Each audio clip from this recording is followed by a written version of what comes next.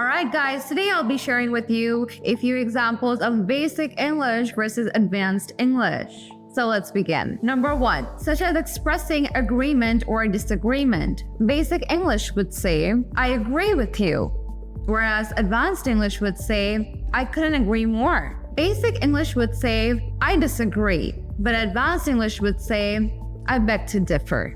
Number 2, asking for help. Basic English would say, can you help me? Advanced English would say, can you lend me a hand? While making suggestions in basic English, you could say, you should try harder. While in advanced English, you could say, it might be worth giving it another shot.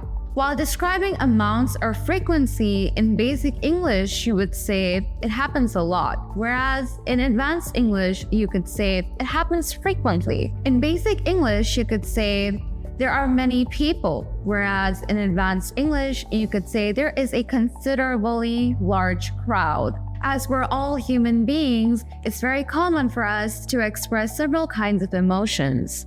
So while expressing emotions in basic English, you would say, I'm very tired, whereas in advanced English, you would say, I'm utterly exhausted. On the other hand, when you're expressing your joys in basic English, you would say, I'm very happy. Whereas in advanced English, you would say, I'm over the moon. Now let's move on to expressing opinions. In basic English, you would say, I think it's good. Whereas in advanced English, you would say, it strikes me as remarkable. When you're not impressed by something in basic English, you would say, it's not as interesting. Whereas in advanced English, you would say, it doesn't capture my attention. Alright guys, since we're reaching the end of the video, my last example for you guys would be for politeness and formality. In basic English, you would say, give me a minute. Whereas in advanced English, you would say, please give me a moment. When you're keen to knowing more information, in basic English, you would say, I want to know more. Whereas in advanced English, you would say, I'm interested in learning more.